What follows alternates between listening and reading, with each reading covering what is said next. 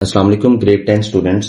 आज हम एक्सरसाइज 1.1 के क्वेश्चन नंबर 2 को सॉल्व करेंगे और ये इस एक्सरसाइज का दी इजीएस्ट क्वेश्चन है, तो इसलिए हम इसको क्विकली सॉल्व करते हैं विद इन 2 मिनट्स। ठीक है, कैसे करेंगे? हमने करना इसको क्या है कि right in terms of iota, हमने इसको आयोटा की फॉर्म में लिखना है। और अगर आप थोड़ा सा रिकैप करें तो आपको पता है क्वेश्चन नंबर 1 में हमने देखा था कि आयोटा क्या होता है। आयोटा की वैल्यू होती है -1 का स्क्वायर रूट। ठीक है, तो हमने बस इसको अपने माइंड में रखना है और इसकी हेल्प से हम इसको सॉल्व कर लेंगे। कैसे करेंगे, स्टार्ट करते हैं। ये मेरे पास लिखा हुआ 2, हम इसको ऐसे लिख देंगे।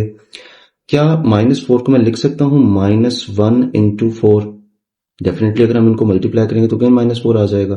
तो ये बन जाएगा 2 प्लस, इनको सेपरेट करके लिख लें, -1 का स्क्वायर रूट इंटू 4 का स्क्वायर रूट। ठीक है, अब हमें पता है कि 4 का स्क्वायर रूट क्या होता है 2, और -1 का स्क्वायर रूट क्या होता है, वो आयोटा होता है। और यही आपका आंसर है। ठीक है, इजी सा क्वेश्चन है, कोई इसमें डिफिकल्ट चीज नहीं है। तो पार्ट नंबर 2 पे मूव करते हैं। पार्ट नंबर 2 आपके सामने लिखा हुआ है, इसको भी सेम उसी मेथड से करेंगे। 3 माइनस, इसको मैं लिख सकता हूं -1 इंटू 7 और इसका स्क्वायर रूट है। ठीक है, फिर हम इनको सेपरेट करके लिख लेते हैं। जैसे 7 का स्क्वायर रूट सेपरेट हो जाएगा और -1 का जो स्क्वायर रूट है उसको हम सेपरेट करके लिख लेंगे। और हमें पता है कि आयोटा की वैल्यू क्या होती है, -1 का स्क्वायर रूट है।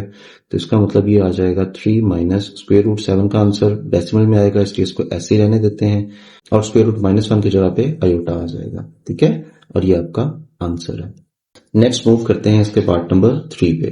पार्ट नंबर 3 आपके सामने लिखा हुआ है, इसको भी सेम उसी पैटर्न से हम सॉल्व करेंगे। 2/5 को एज इट इज रहने दें। -16 को लिख सकते हैं -1 इंटू 16 और इसका स्क्वायर रूट है डिवाइडेड बाय 5। अब हम स्क्वायर रूट्स को भी सेपरेट कर लेंगे।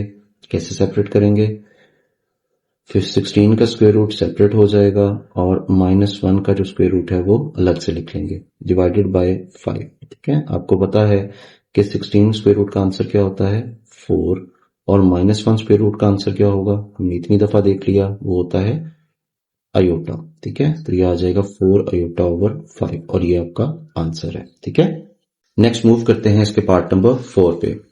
पार्ट नंबर 4 को भी हम बिल्कुल सेम मेथड से सॉल्व करेंगे। स्क्वायर रूट 2 को एज इट इज लिख देते हैं, माइनस स्क्वायर रूट 3 को हम लिख सकते हैं -1 इंटू 3 और उसका स्क्वायर रूट।